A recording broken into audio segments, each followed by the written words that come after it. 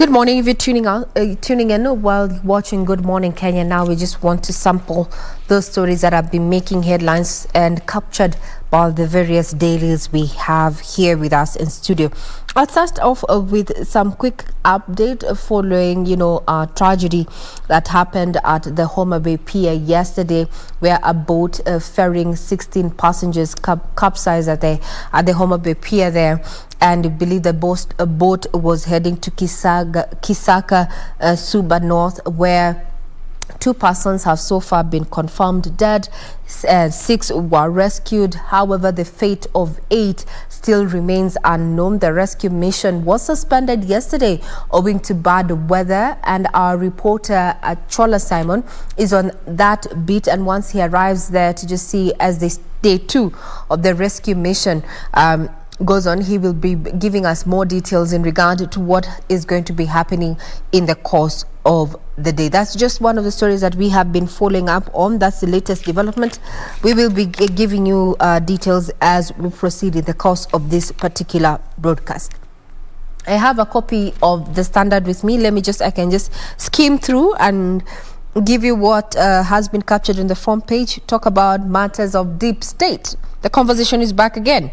The untold deep state factor in clause polls. Now, reality check. Governor Francis Kimemia, former head of public service and influential operative in the Kibaki administration, lifts the lead on the system and reveals that what it can do in the event of a closely fought presidential election. Indeed, this is an article we need to, get into the details of. Now, as talking about matters of politics and issues of 2022 on the front page of the Standard, that's what we have as a big read, as well as a peak speak here. Raila Ruto throw barbs at each other. We saw what was happening there with the former Prime Minister Raila Odinga speaking during the burial of David Mushai, the founder of Molo Line Services in Elbagon, Nakuru, yesterday. At the same time, Deputy President William Ruto was addressing wananchi at Machakos Junction on his way to Nairobi after a 2-day Southeast Bloc Economic Forum at Oltukai Lodge in Amboseli. We have been seeing the push and pull there, with one faction pitting against each other. That has found itself on the front page of the Standard this morning. Then the conversation around the CBC. There's a special report here that seeks to unravel, the bittersweet of CBC and how the 844 system unraveled. That those who went through the 844 system are of the opinion that, we needed to just tweak what we had instead of having this new system that is, has caught the country by storm, so to speak. Some still struggling to adjust. We also have an appeal in court in regard to that matter, with some of the critics of the CBC saying that it has become expensive and education shouldn't continue, or rather fostering marginalization among the countries, or rather countries' populace, that is. So we'll be keeping tabs on that, as well as what is happening in Sudan, where now Sudan's failed.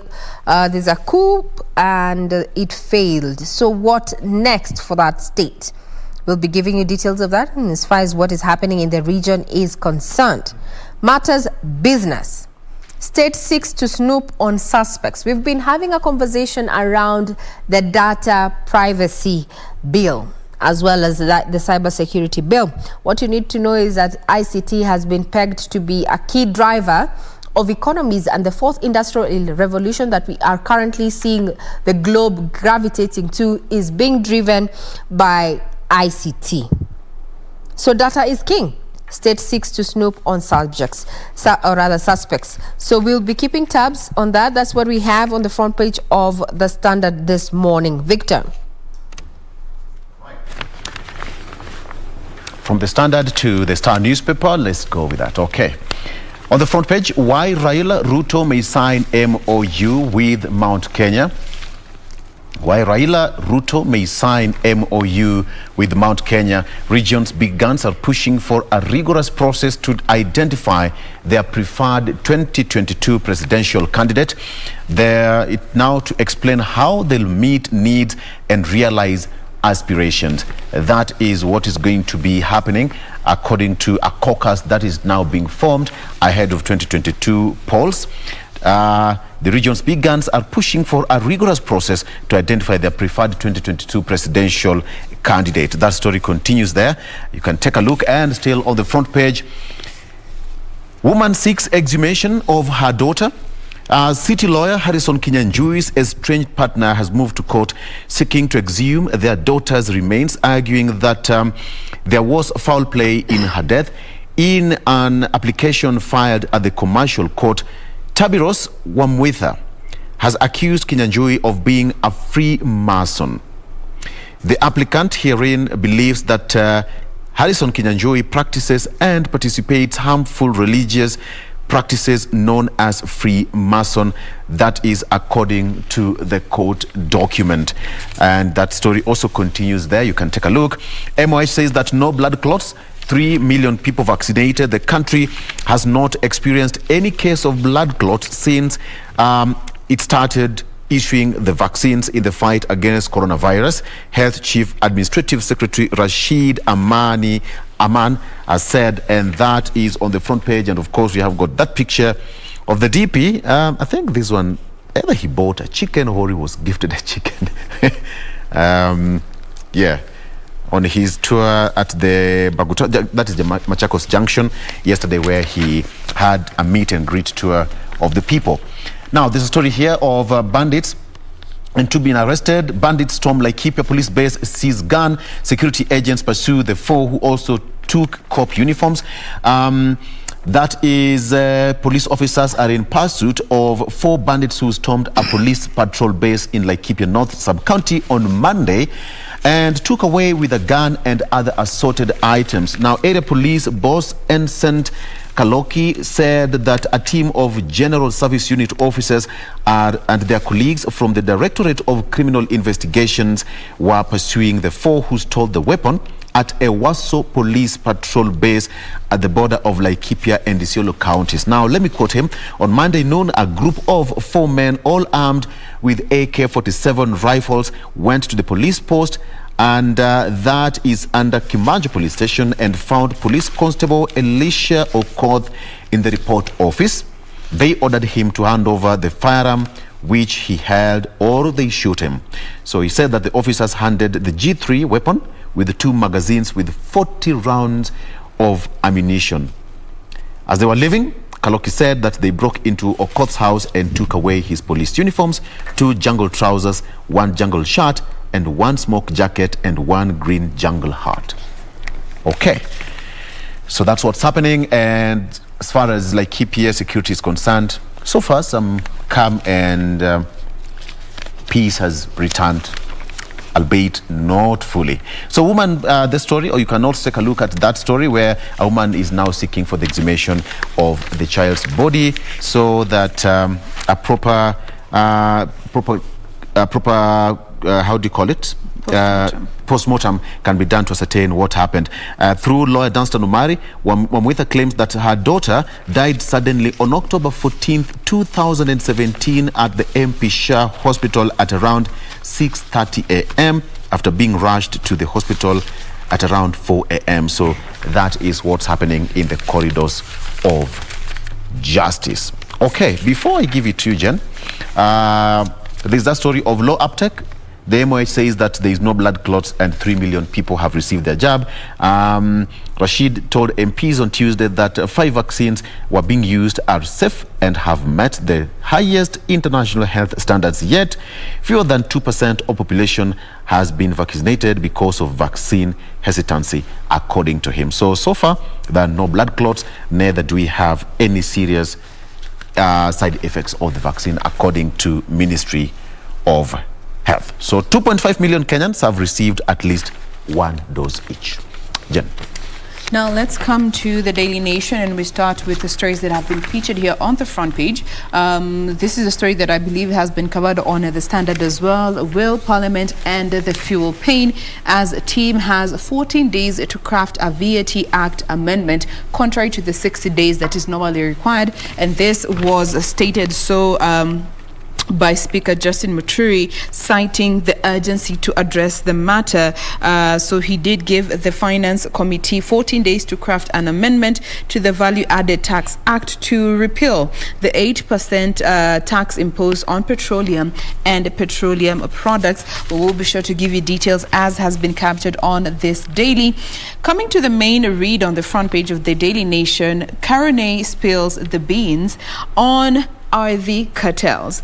Now, the system that was meant to capture, update, and relay land-related data has also been one that has exposed the dirt that lay inside the walls of Ardi House for decades now. So, in her own words, she said that if you were to look for people to punish for the mistakes that have happened in the ministry, then I am afraid you will be left with no one to do the reforms. Now, these reforms are in line with this project that has been underway in the Ministry of Lands for the past 3 years to try and digitize all the records there. But now she has actually come out to say that the rot that is there is so deep-rooted, so deep-seated. If they were to try and punish someone, she would be left with no one to help her undertake her responsibility in the ministry. We'll be looking at those details in a few. Mother's painful farewell message to the dead children. This is in regards to the story that was on the dailies yesterday following the death of the 2 children that were rather suspected to have been killed by their father through the injection of insulin. The mother went onto social media yesterday and penned a message saying that she is going to fight for her children's justice. And as per this story, it actually says that she had left for Nairobi early that same morning that the children were unfortunately killed. Now, coming to the final story here, some bit of politics. How Raila is turning BBI fall against Deputy President William Ruto by targeting regions that would have benefited the proposal the most. Again, politics is a never-ending game that just flips today. Tomorrow it's taken another backflip, and the day after it has taken a cartwheel. These and more details coming up in a bit. Doreen. Picking on that issue of politics is an unending game. Let's just start from there on the PD, where as of now, is it 40 days after the Kwale women representative passed on? That is Madam Chizuga, and now there are differences in her home rather, in regards to who will step up come 2022, given the fact that before her death, she had popularized her bid come August 2022. That is the next general election, and now the differences is between the former journalist there, that is Mwanaisha Chizuga, and the son, whereby the elders are endorsing Mwanaisha, but the son also wants to stand up. So when you get to the details, I'll be telling you more about that and how it's actually happening in that particular county in regards to that. Still on that political note, ODM is now saying through its Secretary General that they will accept whatever outcome will be there come 2022, only if there will be fairness and transparency when it comes to that 2022 general election. But nonetheless, they will accept the outcome therein. And away from matters politics, coming to some bit of health matters, we already know that the state had said that by the end of this year, that is December, they want to have vaccinated about 10 million Kenyans. And so far, over the past weeks, we've been seeing various vaccines jetting into the country. But now it just turns out that there's limited supply of COVID jab, and this hinders what the state had said. So will it come to fruition, in terms of vaccinating these persons together with the children as well as those in the rural areas, knowing that they had brought out different ways to implement this kind of exercise, given the fact that right now they're saying there's limited supply of these kinds of vaccines, especially those that are undertaken with the first and the second doses.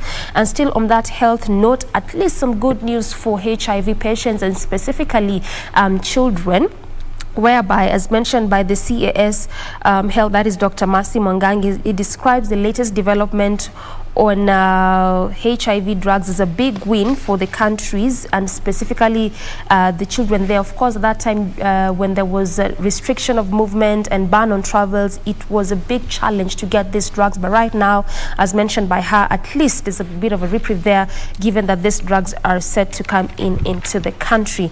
And also, CBA gives teachers more maternity days. So as opposed to the one that we knew for 30 days, now they're going to be getting 120 days, which is 4 months. So I said, as opposed to the 3 months, now they'll be getting a 4 months maternity leave there. So that's a bit of a good news for female teachers. And for male, they'll be getting 21 days instead of 14 days paternity leave there. And also, still in the sidebar of the same paper, economy talk, a game changer. Ruto tells critics, where he says that politicians have ganged up against him because they have realized his bottom-up philosophy, which is one thing that they could not think about all this while. But since he realized it and he's trying to bring it up to the people, that is why he's getting a lot of criticism from his other political counterparts. So that is what he is saying there.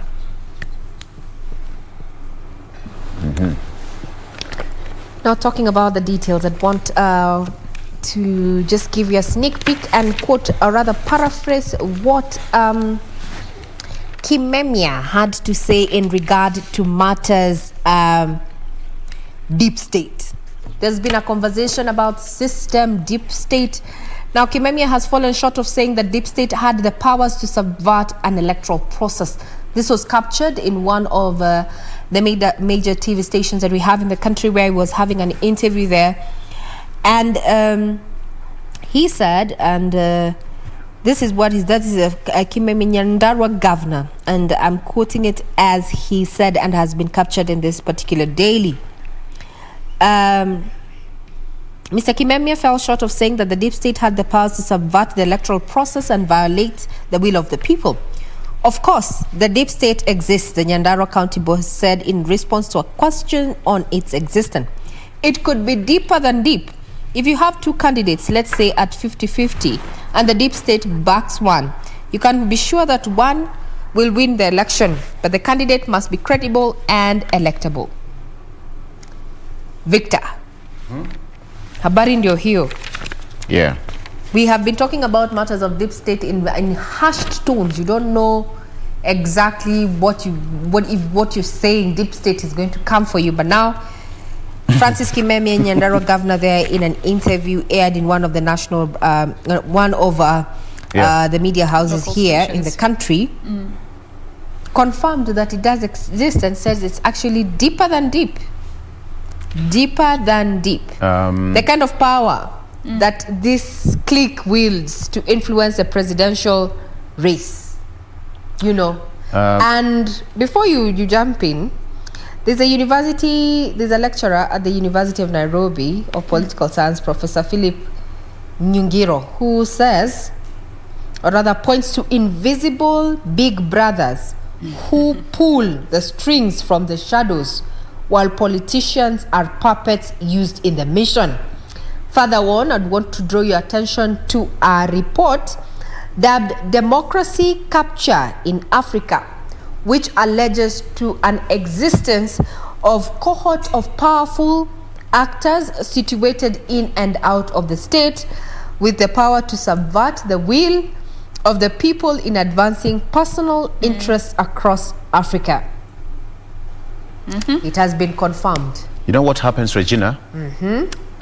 People mistake, I mean, it's always a perception that a deep state is basically the government of the day. That, according to me, is not the situation. I may be wrong in this, but it's, you know, for Kenya, for example, we are going for an election come next year, exactly 1 year from now. But then now you'll have to realize that there's so many states out there who have interest in Kenya. There are so many countries who have interest in our coffee, in our tea, talk of tourism. There are so many countries that are so much interested in our, you know, in our economy, things to do with the importation, exports. They will have to sit at a round table, including countries in, you know, I don't want to mention names, but there are countries with interest. Even Kenya have interest from different and in different countries across the world, because it's like we benefit. You give me this, I give you that. That's how we survive. So the question of the deep state, who is the deep state? You can't even describe who is the deep state. But let me tell you that somebody said that one of the renowned analysts in the country once said that going for an election in Kenya is not a matter of a ballot and box. It's a matter of boardroom affair. That some people will sit somewhere. It's not even about you and me and a few guys that we know around. Democracy. Kenya is a democratic nation, right? But there are people who will sit somewhere in some exclusive resort, somewhere in the foot of an exclusive mountain somewhere for 2 to 3 days, where you can only access that place by a chopper or, and then they will craft on who becomes president. But then that is just that. Kenya is a democratic nation and everything has to be done democratically. So who is a deep state? You can't explain. Even you can be a deep state because your voice, even your voice matters. So when you go to an election, you go and vote, your vote counts. So you're a deep state because you're choosing that leader of your choice. I like the way you are being politically correct. Yes. Yeah. I like that you're being politically correct. He has presented a conspiracy theory. And then you come and reverse Africa from that. is our business, my friend. Africa is our business. Yes. And business is in Africa, right? As we speak, we all know that there are things that are very good on paper. Yeah. But when it comes to the implementation, it's crazy. It's tough because you know what? Like for example, when we have this issue of why Raila Ruto may sign MOU with Mount Kenya, this is a whole form of negotiation. And why are they doing this? It's because everybody has interest on that political seat, the presidency. Everything is strategic. Everything is strategic. There's nothing accidental in politics. Nothing accidental. And I'm actually There's nothing accidental, Doreen. I'm stuck on that part that you mentioned. There's some people who might go mahali kwa mountain, huko ndani, where you can only arrive something by a chopper. Yes. And I'm so sure, just like me, a good number of Kenyans might ask, then where is the place of democracy? Or are we saying that democracy is based on how that country thinks what democracy is for them? Because, for example, if I were to be the president, all right, let me talk about myself. Different nations will ask me, Victor, what will you give us in return? Kenya is a nation full of tourism destination sites, centers. We have got coffee, we have got our tea, one of the best in the world. Mobile money, mobile, exactly. What will you give us as a nation? How are we going to benefit? Now, Jain, being a president of country X, will say, okay, fine, because you've agreed we are going to do this, we are going to support you by so giving you, for example, the election materials. We are going to be funding your electoral materials and what have you. We are going to support you in terms of facilitating the IEBC, facilitating your campaign tools. It's a whole lot of process. It's a whole lot of process. But even you, Regina, you can't be that president. It's possible. We have DJ who was a president, remember? Listen, I see what you're trying to do. I see what you're trying to do. Deep state. And I agree. Kenya is a democratic state. We already moved from single party to multi-partyism. It was a struggle. It was a struggle, right? But we will, that's the reason why we're having our leaders canvassing, having meetings left, right, and center. We know in as much as we as Wanjiku are going to be casting that ballot, we know that there are deals that are being made away from the public eye. Yes. Yes, we know. We know this is happening. It's more than ballot. We choose to ignore. It's more than ballot. Not actually even ignore. We just choose to go about our lives because we are dealing with so much. If you're not worried about, the high bills, medical bills that you might get if you contract COVID, you're also worried about if you're going to manage to put unga at your table. You're also worried about if you're going to have that money to, get you to the office and back. I mean, fuel prices are up. Kenyans are dealing with so much. We are not ignoring, Doreen, what is happening when it comes to our political scene. I think a majority of Kenyans are just surviving. A majority of us are just surviving. Because in as much as we know that this is happening, what have we done so far over the years? Okay, it's... yes, Jen. Looking at politics in Kenya, I think we can all agree it has always been an emotive issue. And as you rightfully put it, Ray, guys are surviving. Say, even a while back, parents were complaining the way East crash program, the education system, it is killing some parents, killing quote unquote, because of there isn't time to hustle as we used to do things. And now looking at the political setup in our country, just yesterday, return of the Iron Lady to be the official spokesperson of the Mount Kenya Forum. Yes. That is something that who was even looking at who will be the spokesperson of the Mount Kenya Forum. It wasn't something that a common Mwananchi would be thinking about. But looking at the political strategicness of the country, you would be surprised how that has sort of redirected the political direction and the whole landscape of our country as we gear up for the election. Kenya has been pointed out by so many superpower countries as a hub in the African space when it comes to its strategic position, when it comes to what we have to offer as a country. Creativity, democracy. And all that, tourism. So the political leadership of the country is never a random game. No. So even when people talk of deep state, it's never a random word that's being thrown around. And on that note, we take a deep break. We'll be back with I like the way you put it. Okay, a deep break. Okay, all right, sawa.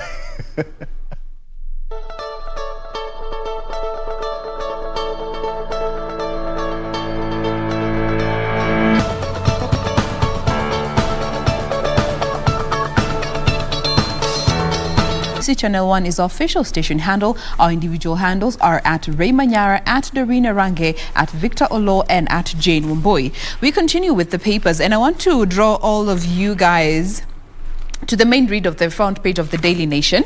And this is in regards to what is happening in the Lands Ministry, with Karone saying that Ardhi House has been captured by cartels. So over the past 3 years, she has been pioneering the efforts to digitize the Lands Ministry, and it has so far been 3 years of developing and designing the National Land Management Information System to just make sure that they convert the millions of title deeds into credible digital documents that people can be using moving forward. And this will, one, cut down when it comes to the time that is involved and the costs that are involved, which are areas that she actually pointed out that the areas that people have been exploiting the common Mwananchi when it comes to filing these records in the Lands Ministry. But now, on the other hand, she says, looking at the rot that is within the walls of Ardhi House, in her own words, we have looked at this reform, looked at the mess that we have created at the ministry over the years, the gaps when it comes to the data, the gaps in management, and if you were to look for people to punish for the mistakes that have happened in the ministry, then I am afraid you might be left with no one to do the reforms, because in one way or the other, we have all committed errors of omission or commission. Excuse. Those are the words of Lands CS, Farida Karane. And I think the last time we had a conversation with her here a couple of months ago, she said that there is just a lot of work to be done at the Ministry of Lands. And this dates back years and years and years ago, that even her administration has been struggling to put her house in order, because you realize that a person can walk into Ardhi House looking for that vital document, a title deed, and he or she will be taken rounds and rounds and rounds and rounds. Ultimately, mtu atambiwa faili yako ilipotea, title deed ilipotea. This did not happen at the Lands Ministry. This did not happen at the Quantity Surveyor's Office, this and that. So there's a lot of, according to her, there's a ring of cartels that is operating in the corridors of Lands Ministry, Ardhi House. But then now, her biggest headache as it is, and she's confirmed that it's going to be a tough move to fire everyone. Atabaki peke yake, you get what I'm saying? So it's from every person, it's like a chain. From this person to the next person to the next person. By the time you're getting a title deed, it's a struggle for so many people. But she's determined to have reforms in that building, Ardhi House. But in essence, she's also saying that the very same cartels that have been tormenting Kenyans for this many years are the very ones that are still in control to just helping the ministry still stand and deliver to Kenyans. Yeah. She is Dee and Ray. She is clearly determined since she took that office, and we have obviously seen that through the various reforms she's tried to introduce. Perhaps the issue might be the implementation. And why? Because of those cartels. All these issues that Kenyans had when it comes to the land as a whole, it was because of these people. Because then how then do you go to this space, the Ardhi House, ask for your title deed, round in circles for even years, and then the last statement, perhaps after 3 or 5 years, is that it's missing. And then these are the same people who are supposed to implement these new reforms. Will it even work? Will it be successful? And all why? Because if I fire all these people, then they wouldn't be implemented. So then how do you implement these new reforms with the same persons who are the ones causing mayhem in that kind of institution? Does it even make sense? And then where is the place of integrity? I mean, if every person who is in position of power or leadership keeps saying, I can't do A, B, C, and D because nitakosa watu wa kufanya this C, D, and E, will things ever be done? Will things ever be in the right way? First, with what she's saying, for me, I find it, and I'm trying to be very humane, and I want to say it with the most dignity I can master. I found that statement a bit too careless. Why? You are seated at the top of that organization. When you say that what you are handling has been captured and that if you were to take action, you'd end up working alone. What does that say to us who are waiting to see what you have done with that duty that you've been given by virtue of being at the top, at the helm of that firm, or rather that institution? What have you done? So when you say you still are determined to make these reforms, but the people you're working with are still the same people who are continuing to rob Kenyans of their land, making it difficult. People have even died following up on land matters. Imagine. We have historical land injustices that need to be put to an end and given a solution. But now here we have the CS coming out and saying, but you know what, if we were to bring to justice all those people who are either culpable by omission or commission or otherwise, I would have no one to work with. I mean, what are we saying? So we continue with still the same people who have put us in this situation so that we can have the system running. Complacency. I just have a question.